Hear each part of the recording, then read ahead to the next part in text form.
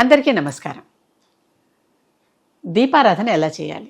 దీపారాధన అంటున్నాం, దీపం వెలిగించడం అంటలా. దీపం కూడా దేవతగా భావించి, దీపలక్ష్మిగా భావించి దీపారాధన అంటున్నాం. దీపలక్ష్మిగా భావించి దీపాన్ని కూడా దానికి ఆరాధన చేస్తాం. దీపం వెలిగించాక దాన్ని కుంకుమ పెట్టడం, దాని కింద అక్షింతలు పువ్వులు వేసి దండం పెట్టడం చేయాలి. అది దీపారాధన. దీపారాధన అందరూ చేస్తూ ఉంటారు. మామూలుగా ఏదో దీపం వెలిగించేసి దేవుడికి దండం పెట్టుకుంటున్నాం. దేవుడికే కాదు, దీపానికి కూడా దండం పెట్టండి. ఇక్కడ లక్ష్మీదేవి, ఈ వెలుగులో లక్ష్మీదేవి ఉన్నదని భావించండి. అక్కడ కాస్త గంధపుష్పాక్షతలు వేయండి, కుంకుమ బొట్టు పెట్టండి, గంధపుష్పాక్షతలు వేయండి. కనుక ఇది చక్కగా జరుగుతుంది. ఇది దీపారాధన ఇంటికి మంచిది. ఇంట్లో ఉన్న నెగిటివ్ ఎనర్జీని పోగొడుతుంది. నెగిటివ్ ఆరా ఇంట్లో ఉండనివ్వదు. అంత పాజిటివ్ ఆరాతో నిండిపోయేటటువంటి ఇల్లుగా. అంటే ఇల్లు ఎప్పుడూ కూడా మంచి భావనలతో, సుహృద్భావంతో అందరూ ఉండాలంటే చక్కగా ఉండాలి. కనుక ఇంట్లో ఈ దీపం అవసరం. చాలామంది మాకు దీపారాధన చేసే అవకాశాలు లేవండి అంటున్నారు. కొంతమంది ఇతర దేశాల్లో ఉన్న వాళ్ళు ఇంకొక మాట కూడా అంటున్నారు. ఏంటది? మాకు దీపారాధన చేసి వెళ్తే ఆ మంట ఉంటుంది కనుక అప్పుడప్పుడు ఫైర్ అలారంలు వస్తాయండి. అది మాకు ఇంట్లో ఉన్నప్పుడు ఆ కాసేపు మేము వీలైనప్పుడు మాత్రమే వెలిగించి ఆ ఫైర్ అలారంలు ఆ కాసేపు స్విచ్ ఆఫ్ చేసుకుని ఆ దీపాలు వెలిగించి అది ఆరిపోయాక మళ్ళీ మేము ఆరిపోయాక అనకూడదు, కొండెక్కాక అనాలి. అది కొండెక్కాక మేము మళ్ళీ ఫైర్ అలారంలు ఆన్ చేసుకుంటాం అంటున్నారు. వారికి కూడా ఇక్కడ చెప్తున్నా, ఎలక్ట్రిక్ దీపాలైనా సరే వెలిగించవచ్చు దేవుడి దగ్గర. చాలామంది ఇది ఒప్పుకోరు, సంప్రదాయవాదులు ఇది ఒప్పుకోరు. అయినప్పటికీ నేను చెప్తున్నా. కారణం ఏంటి? అగ్గిపుల్లతో కూడా దీపం వెలిగించవచ్చు. ఏకహారతితోనే వెలిగించాలన్న మాట లేదు. ఏకహారతిని మళ్ళీ అగ్గిపుల్లతోనే కదా వెలిగిస్తున్నాం. ఒకప్పటి కాలంలో అగ్గిపుల్లలు లేని సమయంలో రాళ్లని మథించి, అరుణి అనే రాళ్లని మథించి దాంతో వచ్చినటువంటి ఆ మంట వల్ల వచ్చినటువంటి దాన్ని ఒక దూది వెలిగించుకొని, లేకపోతే చండ్ర చెక్కలని ఒకదాంతో ఒకటి మథించి దాంతో వచ్చినటువంటి వేడి వల్ల అక్కడ దూది పెట్టి ఆ దూది వెలిగితే ఆ పత్తిని తీసుకొచ్చి మిగిలినవన్నీ వెలిగించుకునేవారు. మంట అలా వచ్చేది. అందుకే ఒకప్పుడు ఎక్కడంటే అక్కడ నిప్పు దొరికేది కాదు. నిప్పు పక్కింటికి వెళ్ళి నిప్పు అడగటం ఒక రకం అలవాట్లాగా ఉండేది చాలామందికి ఒకప్పుడు, మొన్నటి దాకా కూడా. అంటే కుంపట్లు నిప్పుతో చేసేటటువంటి వంటలు ఉన్నంతవరకు. ఇప్పుడు అలా కాదు, అన్ని గ్యాస్ స్టవ్లు వచ్చేసాయి, రకరకాల ఇంధనాలు వచ్చేసాయి. ఇప్పుడు ఒకసారి ఆలోచించండి, అవి ఏవీ లేని రోజుల్లో పెట్టినటువంటి రూల్స్, శాస్త్రాలు అవి. మరి ఈ రోజుకి మీరు చండ్రకర్రలు మధించిను అరుణి రాళ్ళను మధించి చేస్తున్నారా? నిప్పు లేదు కదా, అగ్గిపుల్లతోనే చేస్తున్నారు. కనుక ఈ అగ్గిపుల్లతో దీపారాధన చేసుకోవచ్చు, దోషం లేదు. దీపారాధన చేయలేనటువంటి ఇతర దేశస్తులు వారి దగ్గర ఇలా ఉన్న కండిషన్స్ని బట్టి దేశ కాలమాన పరిస్థితుల ప్రకారం మనం మారాలి, తప్పదు. అది అందరూ గ్రహించవలసిన విషయం. కనుక ఎలక్ట్రిక్ లైట్లు కూడా మీకు కావలసినట్టుగా ఇప్పుడు రకరకాల షేపుల్లో ఎలక్ట్రిక్ లైట్లు వస్తున్నాయి. దీపాల్లాగానే వెలిగే ఎలక్ట్రికల్ లైట్లు వస్తున్నాయి. అలంకరణ కోసం రకరకాల ఎలక్ట్రిక్ లైట్లు వస్తున్నాయి. అగరబత్తుల్లాగా వెలిగే ఎలక్ట్రిక్ లైట్లు వస్తున్నాయి. వీటన్నిటిని పెట్టుకుని కూడా ఇదే దీపంగా భావించి కూడా మీరు చేయొచ్చు. భావనే కదా ముఖ్యం అన్నిటికీ. దీనివల్ల కూడా కాంతే కదా వస్తుంది. అజ్ఞానం ఎప్పుడు చీకటితో సమానం, జ్ఞానం ఎప్పుడు వెలుగుతో సమానం. అజ్ఞానం నుంచి వెలుగుకి రావటానికి, అంటే జ్ఞానం పొందటానికి దీపాన్ని వెలిగిస్తున్నాం. ఆ దీపం కూడా చాలు. ఈ రోజుకి మన దగ్గర ఈ వ్యవస్థలు ఉన్నాయి కనుక మనం ఎలక్ట్రిక్ దీపాలు పెట్టకుండా మామూలు దీపాలు పెట్టి, నూనె దీపాలు పెట్టి, ఆముదం దీపాలు పెట్టి, నెయ్యి దీపాలు పెట్టి మనం చేసుకుంటున్నాం. చేసుకోగలిగే అవకాశం ఉంటే చేసుకోండి, చేసుకోలేనప్పుడు సంగతి చెప్తున్నా. అలాగని మానేయాల్సిన అవసరం మాత్రం లేదు, చక్కగా చేసుకోవచ్చు. ఎందుకంటే అప్పుడు అవేవి సౌకర్యాలు లేని సమయంలో వచ్చినటువంటి నియమాలు, నిబంధనలు అవి. ఆ సౌకర్యాలన్నీ ఇప్పుడు వచ్చినాయి కదా. ఇప్పటికీ మనం కట్టెల మీదే వంట వండుకుంటున్నామా? ఇంకా ముందరైతే కట్టెలు కూడా లేని సమయంలో, మంట కూడా లేని సమయంలో పచ్చి మాంసం తినే రోజులు అవి. అలా చేస్తున్నామా? లేదు కదా. మరి మారుతూ ఉన్నప్పుడు ఇది కూడా మారాలి కదా. కనుక ఈ మార్పులు సహజం.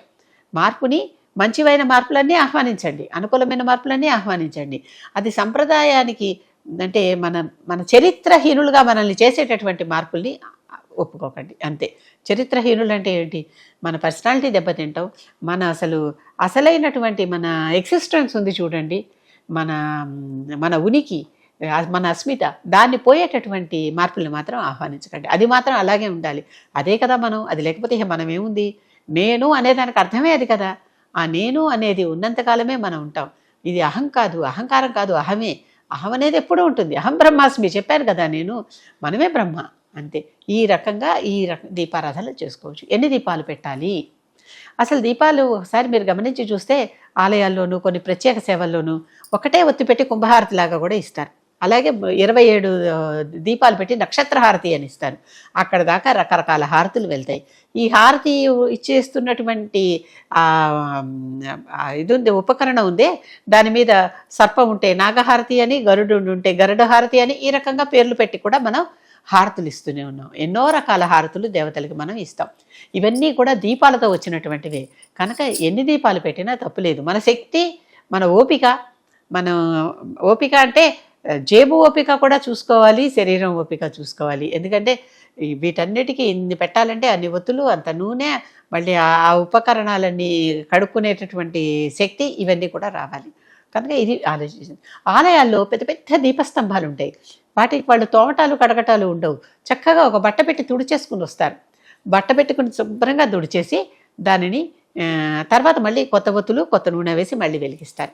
కొన్ని ఈ ఆలయాల్లో చేసేటటువంటి దీపస్తంభాల హారతులు నిజంగానే దీపస్తంభాల్లో దీపారాధన చేస్తారు. ఎంత అద్భుతంగా ఉంటుందో. ఒకసారి ఉజ్జయిని వెళ్ళినప్పుడు అక్కడ ఉన్నటువంటి ఇది చూడండి, ఉజ్జయినిలో ప్రత్యేకంగా అమ్మవారి ఆలయంలోనూ అయ్యవారి ఆలయంలోనూ దీపస్తంభాలు ఉన్నాయి. ఇండోర్ రాణి అహల్యాబాయి కట్టించినటువంటి దీపస్తంభాలు. దీపస్తంభాల నమూనా ఆవిడదే ఎక్కువగా ఏ ఆలయాల్లో చూసినా కూడా. ఆ దీపస్తంభాలకి అన్ని వైపులు పెద్ద దీపస్తంభాలు, కొన్ని వందల దీపాలు ఉంటాయి. దాంట్లో నాలుగు వైపుల నుంచి 4 వ్యక్తులు ఎక్కేస్తారు. కింద నుంచి తుడుచుకుంటూ వెళ్ళిపోతారు, మళ్ళీ పైనుంచి తుడుచుకుంటూ వచ్చేస్తారు, పైనుంచి ఒత్తులు వేసుకుంటూ వచ్చేస్తారు. ఒత్తులు నూనెను ఎక్కేటప్పుడే కింద నుంచి పాతవి తుడుచుకుంటూ వెళ్ళిపోతారు, మళ్ళీ దిగేటప్పుడు పైనుంచి ఒత్తులు నూనె వేసుకుంటూ వచ్చేస్తారు. వాళ్ళ జేబుల్లో పెట్టుకుని వెళ్తారు. అవన్నీ దిగి వచ్చాక వాళ్ళ ఆలయంలో వాళ్ళకి సమయం చెప్పంగానే ఆ సమయానికి మళ్ళీ గబగబగబా పైకి ఎక్కేసి పైనుంచి ఒత్తులన్నిటినీ అంటించుకుంటూ కిందకు వచ్చేస్తారు. ఆ దీపారాధన ఎంత అద్భుతంగా ఉంటుందంటే కనులకింపైన దీపారాధన అనమాట. అసలు అది కమనీయమైన దృశ్యాలు. అలాంటి దృశ్యాలు ఒక్కసారి చూస్తే చాలు జన్మ తరించిపోతుంది కదా అనేటటువంటి దీపారాధనలు. మన ఇంట్లో అంత చేయలేకపోయినా కనీసం ఒక్క దీపం, అంటే దీపానికి దిగ్దోషం అనేది ఉంటుంది. అంటే ఒక దిక్కుకే పెడితే రెండో దిక్కుకి చీకటి వస్తుంది కనుక అటువైపు దేవత మనని కరుణించదు. అందుకని అన్ని దిక్కులకి దీపానికి వెలుగు వెళ్ళేలాగా దీపాలు పెట్టాలి. కనుక అందరూ 4 వైపులా 4 దీపాలు, పంచహారతి అని కూడా అంటారు. 5 వైపులా 5 దీపాలు. కొన్ని ఇత్తడి ప్రమిదలు కూడా, వెండి ప్రమిదలు కూడా, అవి చక్కగా 5 వైపులా కాణాలు ఉన్నటువంటి దొరుకుతాయి. అక్కడ 5 ఒత్తులు వేసి మధ్యలో ఒక బొట్టుబొత్తు వేసి వెలిగించేవారు కూడా ఉన్నారు. ఇంత అవకాశం ఉంటే మీరు వెలిగించండి. లేకపోయినా నిండు మనసుతో ఒకే ఒక బొడ్డుబొత్తి, పువ్వొత్తి అని కూడా అంటారు దీన్ని, మధ్యలో పెట్టి ఒక్క దీపం పెట్టి వెలిగించినా కూడా చాలు. అది గది అంతా ప్రజ్వలమానం చేసి ఎక్కడ చీకటి అనేది ఉండదు.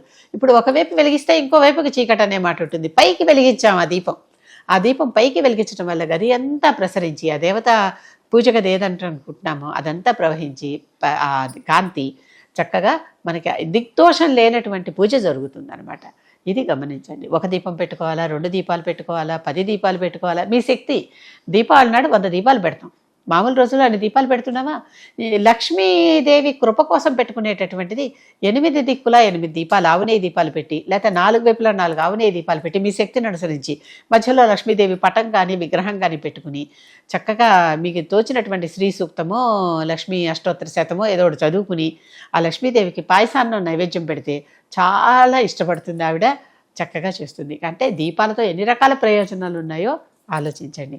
ఇన్ని రకాల దీప ప్రయోజనాలతో దీపారాధన చేసుకుంటూ ఉంటే మనకి ఆ దీపం మనకి ఎంతో ముక్తిని, మోక్షాన్ని ఇస్తుంది, ఆనందాన్ని ఇస్తుంది, తృప్తిని ఇస్తుంది, ప్రశాంతతని ఇస్తుంది. అంతకంటే ఏం కావాలి? కనుక జ్ఞానాన్ని ఇస్తుంది. అసలు ముందర జ్ఞానం అనేది వెలుగు అని చెప్పాను కదా, జ్ఞానాన్ని ఇస్తుంది. జ్ఞానం రావటం కంటే ఇంకేం కావాలి? అన్నిటికంటే ముఖ్యమైనది ఆ జ్ఞానం వస్తే చాలని కదా మనం అనుకుంటున్నాం. కనుక అది వస్తే అన్నిటికంటే ఇహ సరైనటువంటి పై స్థాయికి మనం చేరుకున్నట్టే. కాకపోతే ప్రతి దాంట్లో ఏది చేస్తున్నా శ్రద్ధగా, భక్తిగా ఇది ఒక ఉపచారం చేస్తున్నాను ఆ దేవతకి అనుకున్న భావనలో చేయండి. అప్పుడే ప్రతిదీ మనం ఫీల్ అవ్వాలన్నమాట, మనం అనుభవించాలి. దాంట్లో ఉన్నటువంటి అసలైనటువంటి అంశాన్ని మన మనసుకి స్పృశింపనివ్వాలి. అప్పుడు మాత్రమే దాంట్లో మనకి ఆనందం కలుగుతుంది. ఆనందం బ్రహ్మ, అంతకు మించింది ఇంకోటి ఏమీ లేదు.